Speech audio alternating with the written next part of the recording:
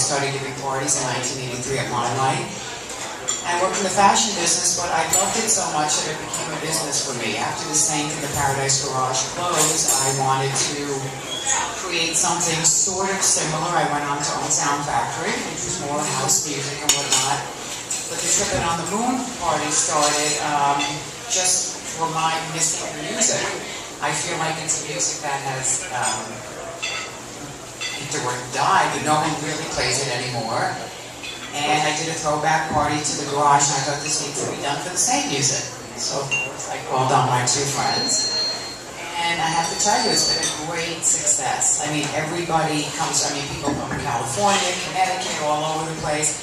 And it's really, when you're there, you really realize how fabulous it's for lack of a better word, it's a happy party. That's what everyone says. I think that's what's missing. Yay!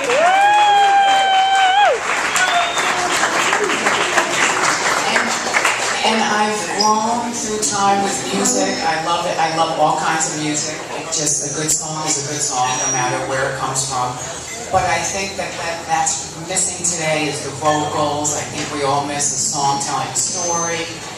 And that's where these guys come in and that old music. And I think it's so important. And I think what I'm trying to do is to educate younger people to come to this kind of music. And I'm so happy it's here at the Pavilion, so thank you. I'm hoping somebody might just wander in tonight, not knowing Michael Fearman and Robbie Leslie and I am, and just say, Saturday night at the Pavilion, let me come in, and they'll love it.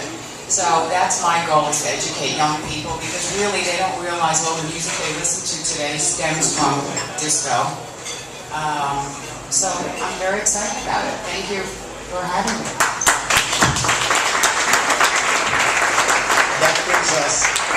That brings us to the phenomenon of 1982, John Seglio. You have a slightly different story.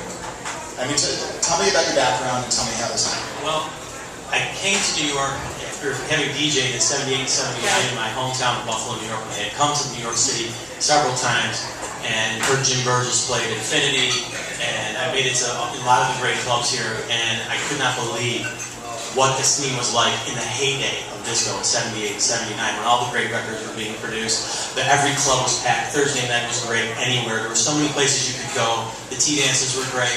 And I wanted to be part of that. I was just not really, moving up. There was nowhere to go, let's just say, in my hometown. So Billboard magazine was having what now has become like the Winter Music Conference, the Billboard Disco Forums. Usually they were in New York City, but in February of 1980, there was one in Los Angeles. So I went with a bag full of cassettes and resumes, and I was just handing them out. And I met Michael Ellis from WKTU Radio, who became he became in charge of the charts at Billboard magazine. I met Jim Burgess, I met Ray Caviano, I met a lot of great people in the New York scene. And one June night, I was about ready to go to work on a Saturday night at home, and Mike Ellis calls me up and he says, tomorrow night there's an audition at New York, New York. The owners are opening a club called Bonds.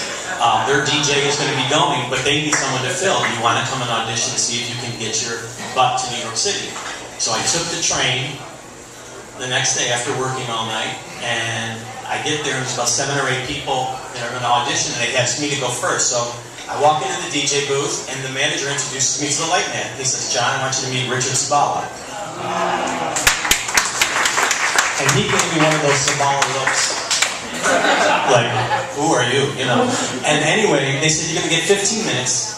And so I said, there's no one in the club, I'm going to do one of my all-time favorite mixes because I'm not going to get a chance to do this again. So I did it. I played, a half hour goes by, 45 minutes, an hour goes by, I'm still in the booth. So the manager goes by, I go, when am I out? And the next guy in, he goes, you start Wednesday. So I had to go home and pack, and I was in New York within a matter of days like that. But in the meantime, there was another disco forum that was going to be here in July. So before I got the New York day, I applied to be on the Mixing Techniques panel. Now here's somebody from nowhere wanting to be on a panel with the DJs of the year nationally. And they accepted my offer. So now I just got here in June and July. I'm on the Mixing Techniques panel with Jim Burgess, Bobby Vitariti, Mike Lewis, and I did one blend and it went over very, very well. I'm looking around the room, so nervous. It was a blend into Souvenirs. At Barnes, at Barnes, I only probably played a couple of nights. At New York, Richard and I used to do 4 nights a week, from 9 to 4, for nobody or for 500 people. And so we would try to outdo each other all night. And that's where we were kind of honing our craft. I was getting better at blending and becoming a DJ, and he was becoming a much more creative like me. I'd walk in every day, the whole place would look completely different. He didn't have a lot to work with, and that was one of his strengths. He was just so brilliant and so creative. I'm sorry. Yeah. I was going to ask you how the path led here. Well, what happened was, when I was on the Mixing Techniques panel, I'm looking in the room, and there's Tony Martino from 12 West, and a lot of people that I looked up to, respected in the business, made me very nervous. But after it was over, a man by the name of Roy Thode came up and introduced himself to me, and I knew who he was, and he said, "You did a great job. Will you come and play at Cherry Grove?" And this was in 1980. So Explain who Roy Thode was. Roy Thode at the time, when you guys know Roy? I mean, Let's have a hand. Roy Thode, what a wonderful man and wonderful DJ. At that time, as I was coming on the scene, the Saturday nights were at Ice Palace out here, and Roy was basically playing most of them, if not all of them, as I recall.